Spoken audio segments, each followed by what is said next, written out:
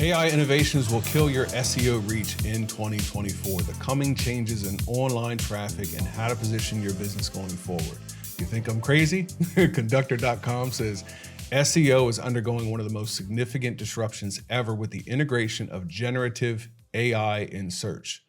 And maintaining market share, optimizing content, and boosting efficiency to drive faster execution of SEO efforts will be critical to remaining competitive in the 2024 landscape. So this is a presentation from a recent workshop that I don't know that I hosted it, but the Chamber of Commerce, the Georgetown Chamber of Commerce, had a lunch and learn, which they invited me to come speak at. And even I'm a video guy, right? Video content strategy, video marketing. But looking at the most important thing that affects us all, the most impactful thing, right? That also, like Venn diagram wise, is intertwined in my world, in the world of marketing, video assets, website, online traffic, lead generation, conversion, all this, right? SEO is a part of that. And seeing this big change and also opportunities, I wanted to share that with them so that they were positioned, right? But I asked, who heavily relies on SEO? Let me see what we got. Who heavily relies on SEO?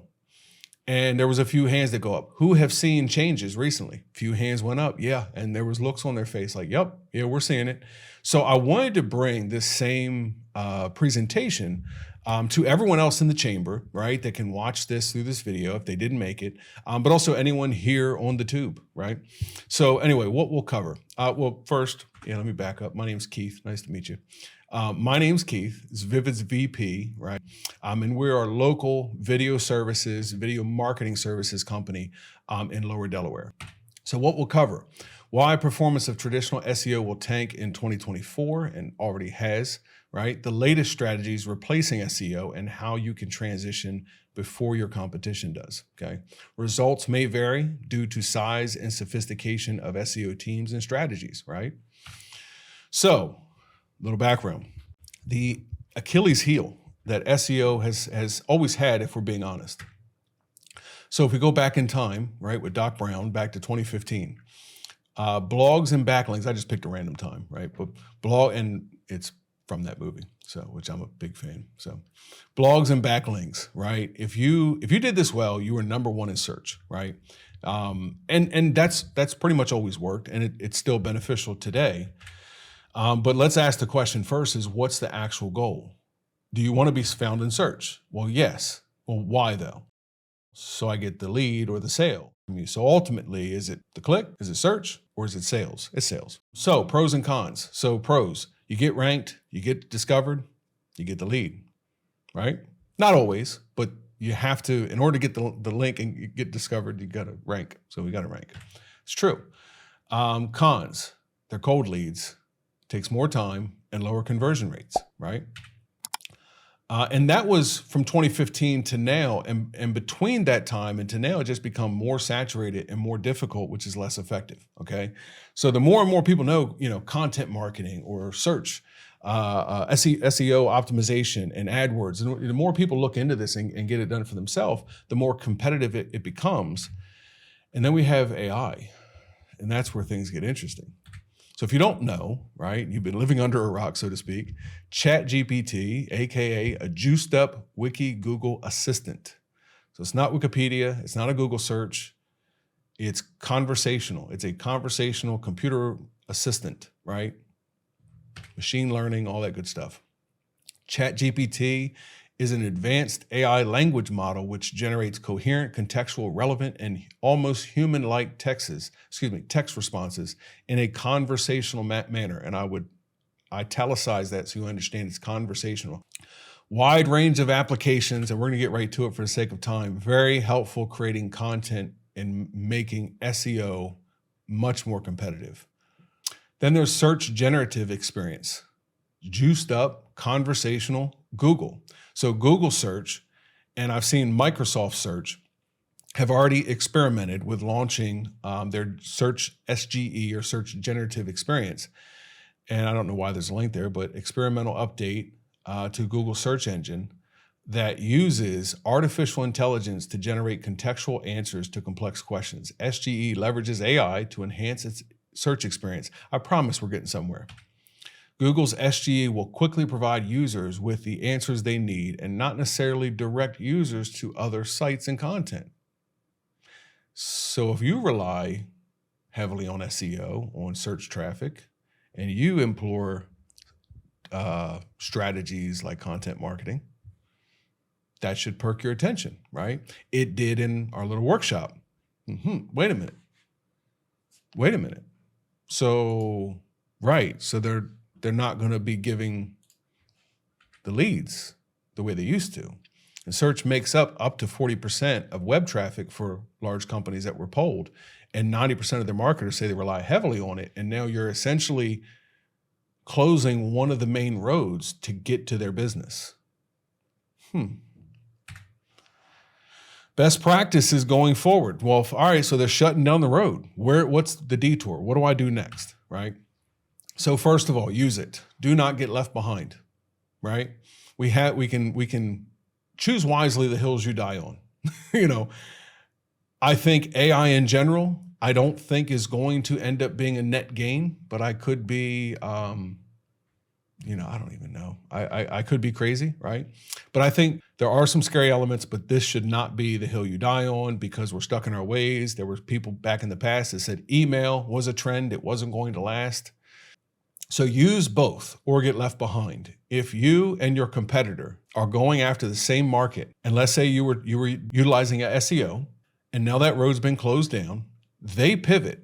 They start using these tools. They start pushing out content in the blink of an eye. And you're sitting still saying, I got principles. I don't like this AI stuff, right? They're going to win. So ChatGPT, use that or something like that. There's others. Plus add your culture and your experience. Again, I'm going to say this throughout, but do not copy and paste. Do not ask ChatGPT for something. Matter of fact, go to YouTube and find out the best practices, the best prompts, what they call it, for your niche, from your perspective, from all these things, and make it personal, make it cultural, make it your own experience, make it based on you as an actual person, not some machine making things up. So the machine is going to start the process and streamline a lot of what is tedious, brainstorming, outline, writing, and then you have to make it your own, okay? And then also modify your strategy to fit SGE, because SGE, the search generative experience, is experimental. I don't think that means it's going away. We'll see. But I think it just means what it ends up becoming and how it functions will adapt and change as they see what works. The term is EEAT, right? But it's more important than ever, which is basically, it stands for experience, expertise, authoritativeness, and trust. And what it basically means, if the search criteria scans websites and decides which one is the best one to put at the top, which one should rank first, there's two ways of looking at it. You can look at it like, well, look, they're trying to lose weight and this one offers that benefit of losing weight. It says it does. They're trying to make money and this one's going to help them make money. And there's a lot of content here about making money. But then there's another one, might not have as much content about making money, the benefit, right?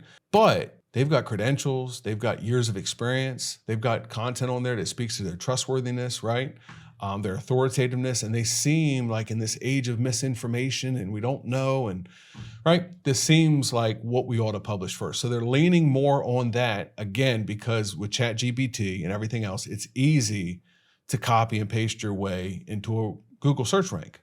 It's real easy to do. So they're trying to push back from that. So they're going to, and misinformation. So they're going to rank what seems to be more experienced, more expertise, more trustworthy. So create content around that. Use keywords that that speak to that as far as your company, right? Schema markup, again, we're going to talk in terms that everyone can understand. That's just to let you know what the term is, but that's more code language for search engines. So if you have a web developer or SEO person, just talk to them about making sure that gets done.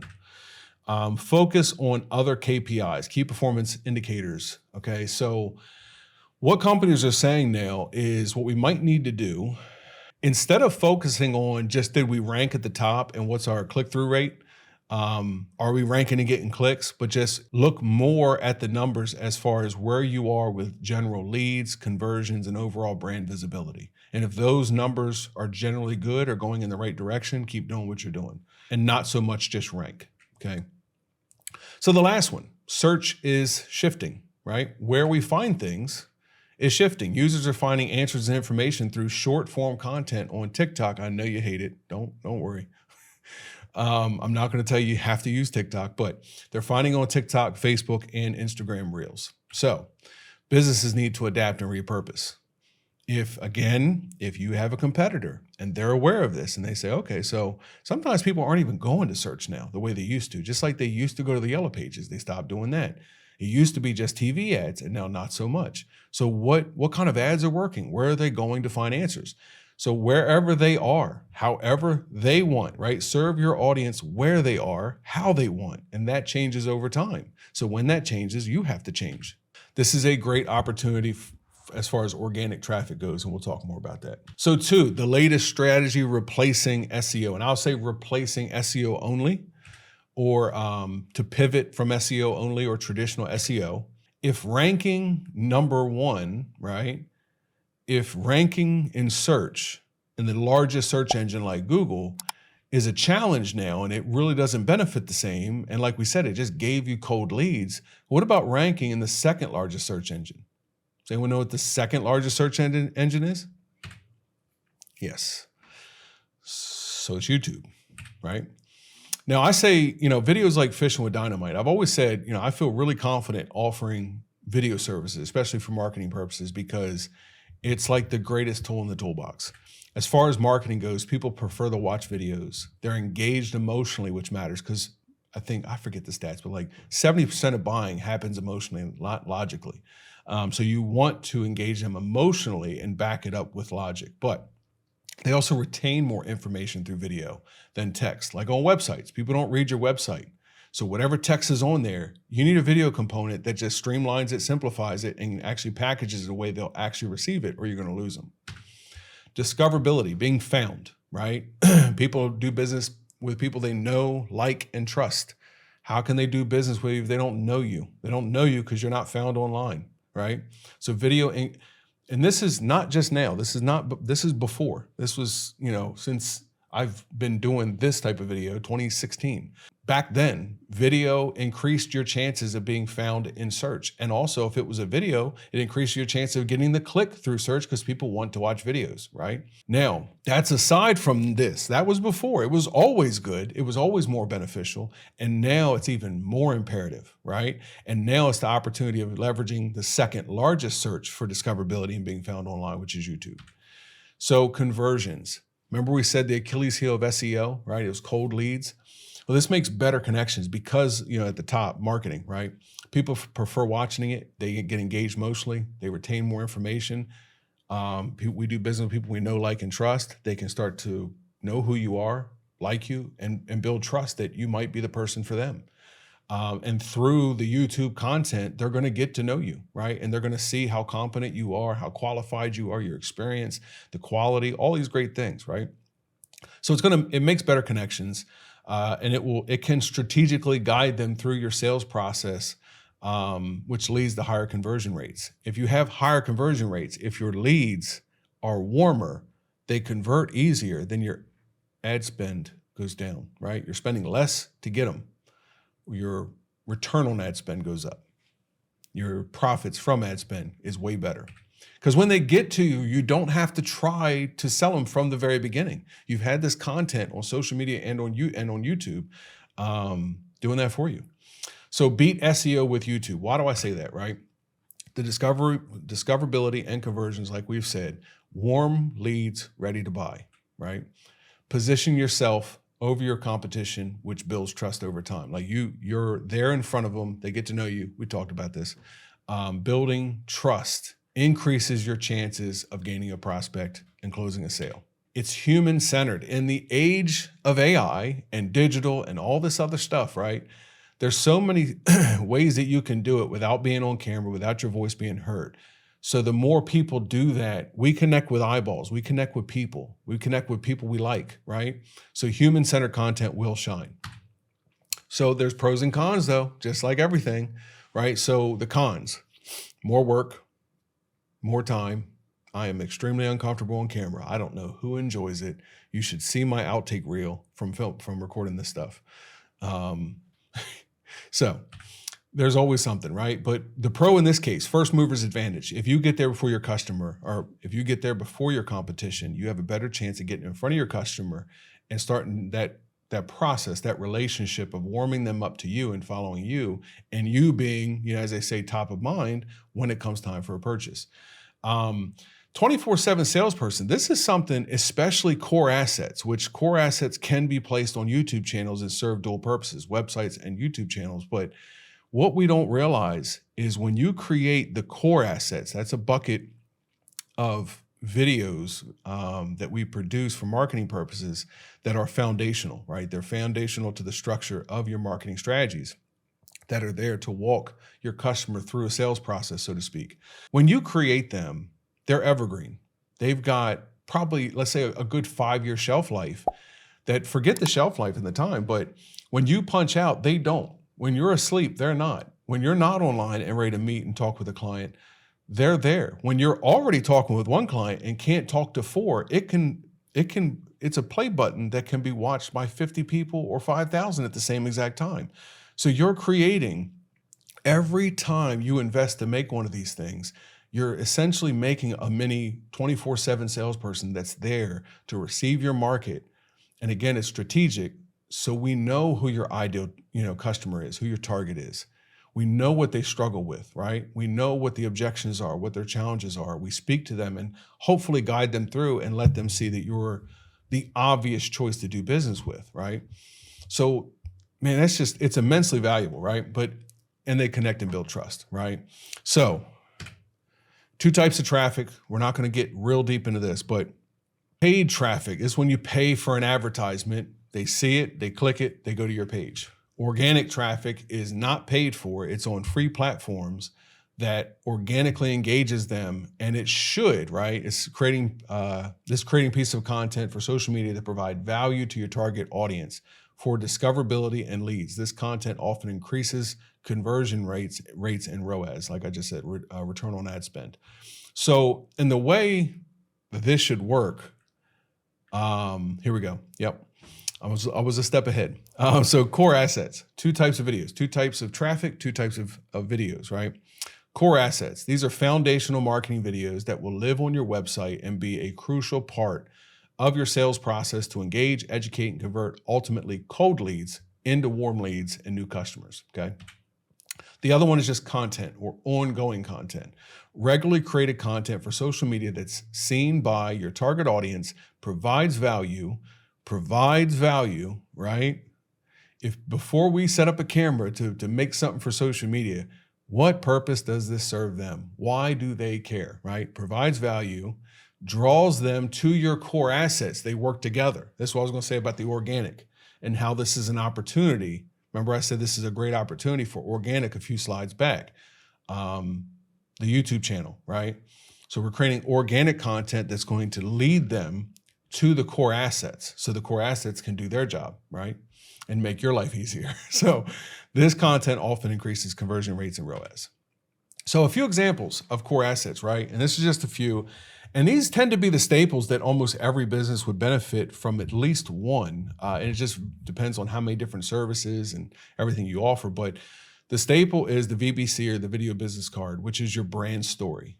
Testimonial videos, case studies, process videos, and frequently asked questions. The better you can answer these things in video, frequently asked questions, or walk them through the process, or give them case studies in video, again, it engages them, connects them emotionally. They're going to retain it more. You have a better chance of converting them. So a VBC, right? I highlight this. It's the who, what, and the how, but essentially the why. I mean, we're really going to dive into the why and what your passion is, because your why answers their need, long story short. So again, why, just like social media content, why is this valuable to them?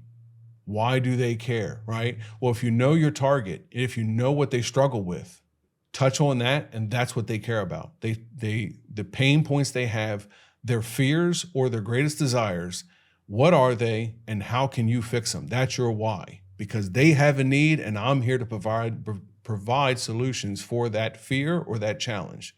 Demonstrate your passion, showcases different features in everything you do, includes your USP, what really sets you apart from competitors or other companies do this, and here's how we're different.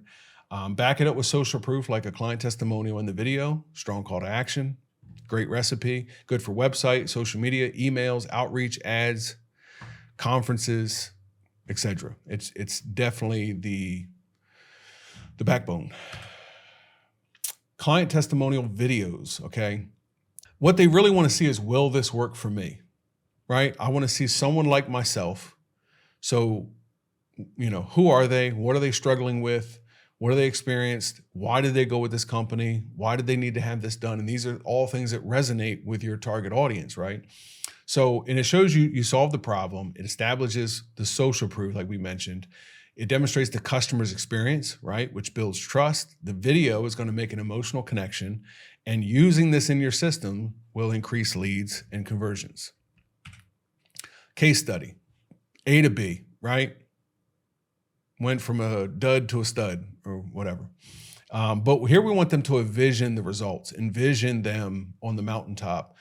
And we want your clients to share a specific scenario that they overcame with your help. So I was here, I was at point A, I didn't know what to do. I tried everything and I thought, you know what? I'm going to give ABC Builder a try or ABC Gym a try.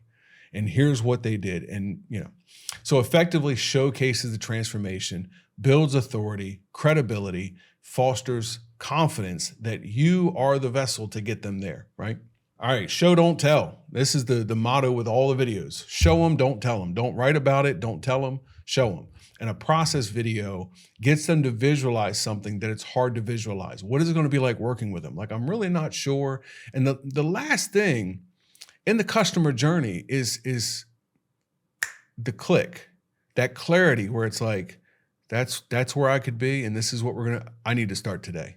I'm going to call them today, right? It's that moment of clarity, that breakthrough that says, I want to do this now. And a process video, oftentimes, especially on higher ticket items like I have on there, where it's a bigger decision, it takes more information, takes more consideration, but seeing the process from start to finish shown in simple terms and showing the results, right? All of this helps to eliminate doubts and fears and can help you close a customer faster, increase conversion rates. Frequently asked questions, again, anything to humanize a real human sitting here talking to you on video. Take your time, do it once, answer the same 5, 10, 20, 50 questions. It doesn't matter, but start with a few and answer those. It's the same questions every potential customer has, or everyone in your system has. Every website has them, but take the time to record them or get them done, get them recorded well. And the next 5 years, every person that has that question is going to get to know, like, and trust you for answering that question, right? So definitely utilize video. So how to transition before your competitors, right? And this is where I do want to give you some tips, but also offer something to help you out. 3 keys to kickstart. 1, this shouldn't have to be said, but we make no assumptions. We're all at different places, or sometimes we forget, we get off target, but research your target audience or customer. And I said this in the presentation. It's one of my favorite quotes, if it really is true, but it's attributed to Abraham Lincoln. If I had 8 hours to cut down a tree, I'd spend 6 hours sharpening my axe. You can't underestimate the value of research, right? Of sharpening that axe and research and preparation. Research them. If you don't aim at something, you don't hit anything, right? And I'm telling you, from 2015, I would ask people, who are you making this for? Who is your customer? Who are you trying to, what kind of customers are you trying to get? Well, pretty much anyone, Well, if you want everyone, you're not going to get anyone. That's the unfortunate part. So where are they? They on LinkedIn, right? Are they CEO or a director of something? Or are they on TikTok? It just depends on your brand, on your business, on your products, on your service, and your audience. Optimize for that platform. Different platform is used for different reasons, by different age groups, doing different things. Different content performs better on different platforms. We won't get into that, but look up best practices for those platforms if you find out where they are. Most common questions or problems is a good place to start. If you don't know how to answer the most common questions or problems, work on that. What are the most common questions that my target audience has pertaining to my niche? How can I provide value? And it doesn't have to be just the product you sell or the service you could provide. It could be relative to that, right? It could be in that realm. So step outside a little bit. Number 2, batch produce. So there's a caveat. I always say, well, make 2 or 3, make something first. Make something from start to finish and publish it and get it done. Because if you're like me, I have these huge grand plans and I research 6 hours and I only chop down the tree 2 hours, right? But I spend so much time and then I never actually get one thing done, because it's snowballed out in front of me, right? And I wasn't able to bring it to completion. So instead, make something, do something. Imperfect action beats perfection every day of the week, or something like that. I'm good with remembering things and getting them close and just not all the way. If you wait to put out what's perfect or to be perfect, you're never going to put anything out. And you're not going to get anything done. So do something. It'll be imperfect. That's fine. You'll learn, you'll tweak, you'll do it better. But at least it's action, right? And you're going to get something from that action and you're going to build from there. Then after you figure that out, you're going to have some experience and some insight into, all right, so when I make them next time, here's how I'll batch the scripts. Here's how I'll batch film them and record. Here's how I'll edit, 3 or 4, maybe 5 or 6 together. Use ChatGPT 100%, right? Research the best prompts first. Go on YouTube or wherever, and I guarantee there's 10 people teaching this on YouTube. Research the best prompts for whatever your niche is. Then go to ChatGPT and conversationally add context, add perspective. I'm a small video marketing agency in providing services to local companies around this. I want to do this. Help me generate 15 topics. So let's say 15 or 20 so you get some ideas. You're not going to use all of them. 15 topics that will blank, right? Pick 1 or 2 that are the best, right? Scripts and outlines. Ask it to make scripts and outlines for these. Ask it to make keywords and then say, well, make them more like this, make them more like that. Catchy titles, clickbait titles, which clickbait it's got a bad reputation, but as long as you deliver, it gets the click, right? But just deliver on whatever that bait promised. Descriptions and more. Help it to make all that, but make it yours. Big bold letters, make it yours. We're not copy and pasting and moving on. Actually read what it does. Re-ask the prompt. I like that. Can you revise it and make it and add this in or make it different or change the tone? But make it more like you and then actually edit it with your own keyboard and to make it yours. Humanize it, add your own actual thoughts and experience in addition to what they've provided and go from there. I know you may not like the idea, but your competition, we did a little mini fake exercise and I asked them, so if I asked you to come up with 15 topics for content, right, that would speak to your audience right now, how much time would you like to come up with those? Like, man, a couple days. Well, on ChatGPT, I just pushed a button and I already have 30 before you even answered me. So you just check it out. You'll be surprised if you haven't already how rapid the response is and how much this gets you out in front of everyone else. So for my kickstarting framework, after talking to so many small businesses, right? When you're a small business, you know others that have a small business and different partners and different people you've worked with in the past and come across. So I've worked on over time, basically locking in my own standard operating procedures, frameworks for coming up with content. Then I thought, all right, well, how could I hand this off to someone I know in business? They're not hiring me, but they don't know where to start. They don't know how to do it. How do I hand them a framework that just says, here, do this, right? So this is what I came up with. It's the VVP, the VIVIDS Video Production Content Strategy Kickstarter. So let me see. Yep, you can. I think you can scan that code. Yeah, that code's still good. I had to think. I record these videos. And I'm like, do I have the link yet? I got to make a link for this. So what this is content creation framework. If you don't know how to start, if you don't know, like research your ideal customer, right? Most common questions, right? All that stuff. That's in there. The scroll stopping script formula.